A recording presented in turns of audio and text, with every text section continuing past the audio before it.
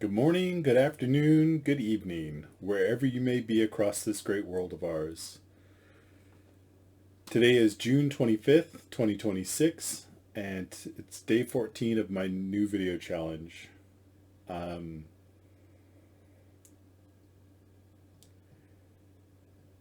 I don't know how I got on this topic of thought, but I miss the stars. When I was growing up in the 70s, you could easily see a lot more stars than you can now. There was much less light pollution, and you didn't have to go too far outside of Kansas City to see just orders of magnitudes more stars than you can see now. And when we go out to my cousin's farm out in the middle of Kansas, it was breathtaking. It was like one of those photos from an astronomy magazine. You could literally see, not only see the arms of the Milky Way, but you could see the colors. You could see the different color, just colors. It was incredible, and you can't see that anymore. Um, in fact, there's only three places in the United States, and we're talking the United States, and this is not the biggest country in the world, but it's huge. There's only three places in the United States that are considered unaffected by light pollution. I'll say that in the contiguous United States. So Alaska is its own deal. Alaska is way up north of us, and it still has a lot of, thankfully, still has a lot of untamed land with very little light pollution. But yeah, and when I was a kid, my dad used to get me astronomy magazines, um, like Star and Sky, and um, there's another one like Telescope or something. And in one of these magazines, I remember reading articles where they were warning, they were begging and pleading that municipalities start to just use street lights with little hoods around the perimeter of the light to just direct that light downwards. That's all they had to do. Add a buck or two to the lamp, and they could have prevented a lot of this, but nope, nobody listened, and it's just, yeah, it's, I miss it, and I think a lot of people miss it, and it was something that was taken from us, and nobody asked. Nobody asked our input. Nobody asked our permission. But that's the thing about government is that you can't government you in order to be a good citizen you have to constantly be involved in government. And yeah, it's tiresome, but that's what it takes. And it's like driving a car. You always got to have your hands on the steering wheel. Because that's what it takes. And I don't know. Yeah, it's summertime, and when I was growing up, I had a telescope. I used to be able to go out in front of my house and put that telescope up and see so many different stars in the sky. I wanted to work for NASA, but I'm not good at math, and back then they didn't have a lot of other positions for people that weren't good at math. I mean, even the administrators were good at math. Even the managers and administrators were good. But I've maintained my interest in astronomy all my life, and when I moved back from California, I had every intention of getting a telescope. and setting it up in my backyard. But when I got here, there was just too much light pollution. And even there's an observatory south of us, the Powell Observatory in um,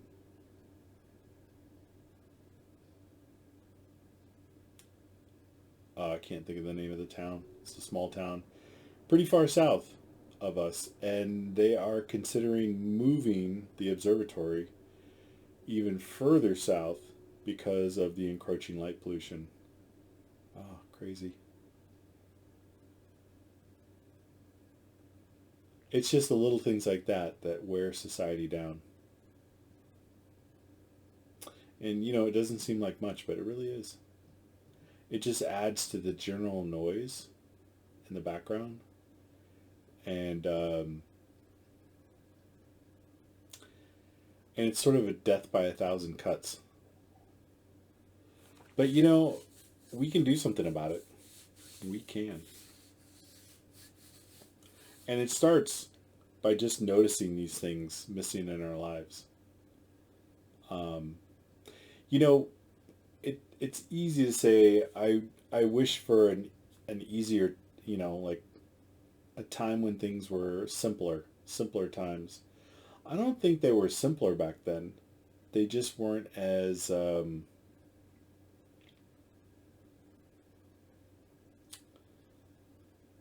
noisy.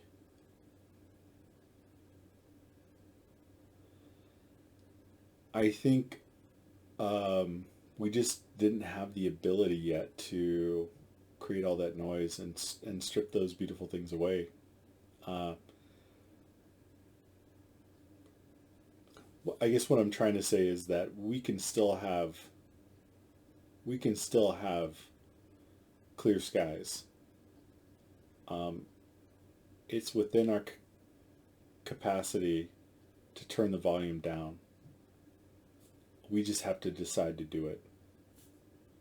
Um, you know, as a community. That's definitely one thing that we had more of was more communities. I remember in the 70s, communities were very strong and we all interacted with each other. And it was really in the 80s when I saw that start to break down. And I'm going to say it was cable television, honestly. Cable TV was the beginning of people just hunkering down in their infotainment bunkers. Their houses became infotainment bunkers. There was usually a family room downstairs um, where people would go, and there were all kinds of couches and a big screen TV, and stereo sound and all that kind of stuff. And people stopped going out as much. People did not go outside and hang out. And in the 70s, people did that a lot more because there was just not a lot going on inside the house. It was a handful of channels, and that was it. And if you really wanted entertainment, you went out and you talked to the neighbors, and your neighborhood got together and did things as a neighborhood. Anyway, we can still choose that again. It's not that hard. Um, yeah, I don't know how it is in the rest of the world, but in America, there's just a huge sense of alienation. And I think we've struggled with that because, at its core, America is a lot of people coming from all over the world, different cultures, trying to fit in together. Um, I think Americans as a culture feel maybe like we're homeless in a way. Maybe that's why we like to do the historical reenactments, or we get into um, different types of cultural, historical, cultural activities is that we don't have that really strong sense of history in this country. We are just so many different cultures come together, and and we're trying to figure things out still. Um,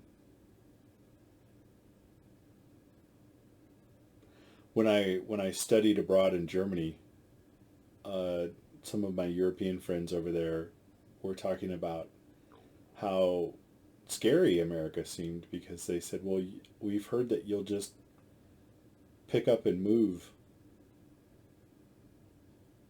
halfway across the country," or like they were genuinely frightened of how often Americans will just pick up and move somewhere.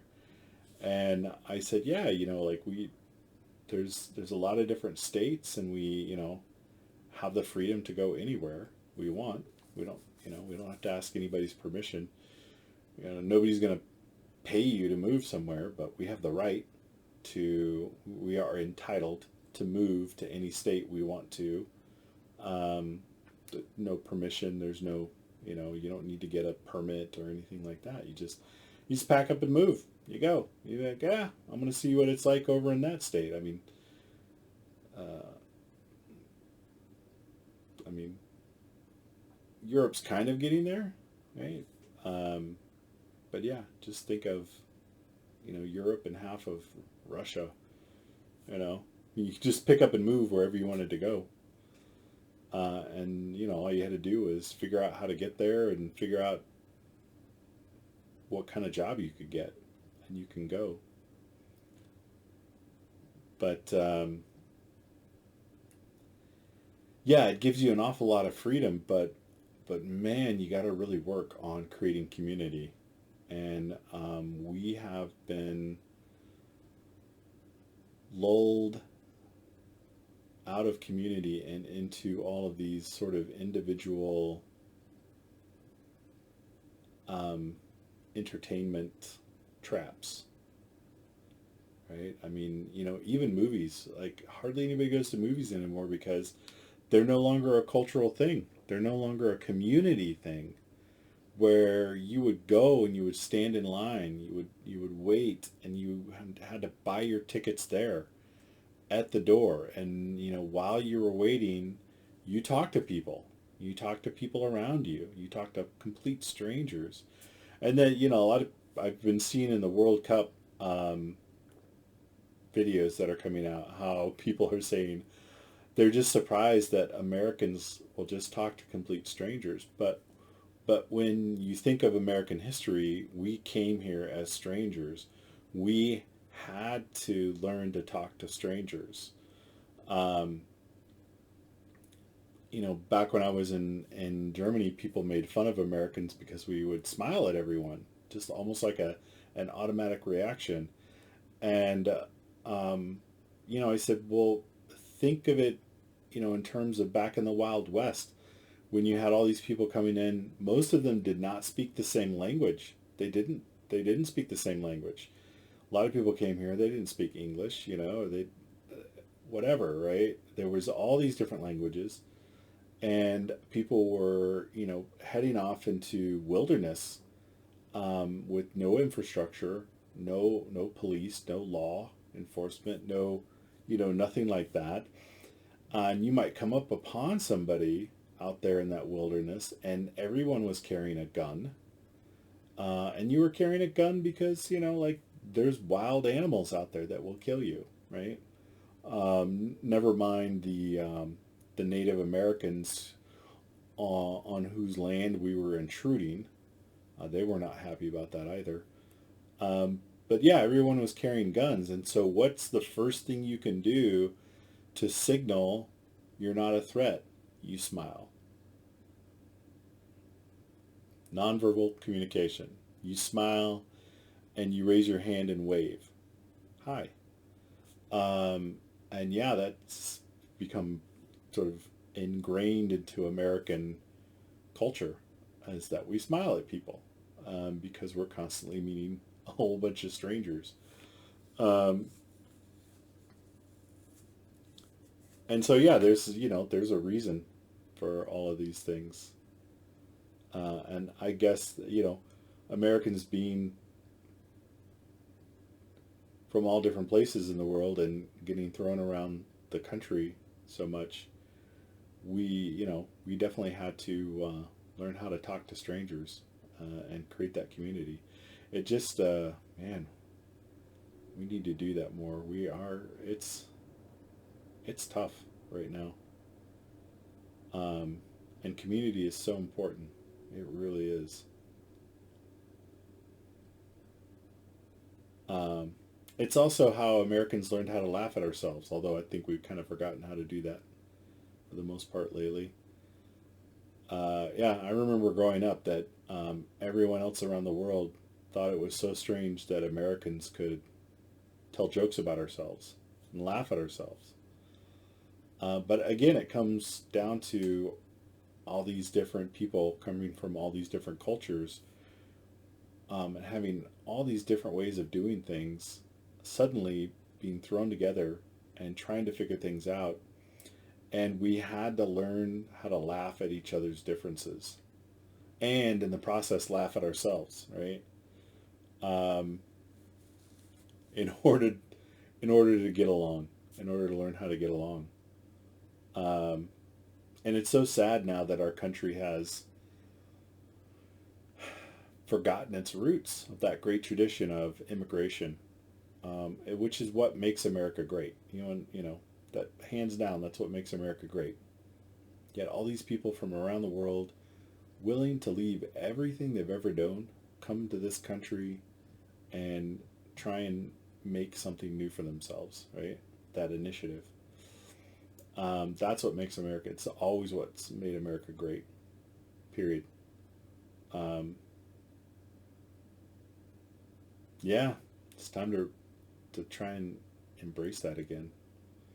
And I think that shows with the World Cup. It's been so lovely having you all from around the world come to America.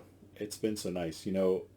I remember when I went to Germany, I was so glad that I was in a town, in a small town, not a very popular town in Germany. It was a small town, out of the way, um, because it had very little influence from America. And I saw very few kind of Americanisms. Um, and I was glad because when you grow up around America all the time, and especially because America is, oh, we're number one and all that kind of stuff. I don't care who you are, you kind of get sick of being around America and you want something different. You just want something new and refreshing. And that's what it is, having uh, all these wonderful um, association football fans coming from around the world and visiting us. It's just a breath of fresh air. It's so nice. So I'm going to leave it at that. I'm kind of just rambling tonight, but that's okay. Right? I'm making my video and feeling good about it. So, yeah, take care, everyone. Remember, you are more important than you know, and you are far more loved than you can imagine. Take care, and I look forward to seeing you all tomorrow.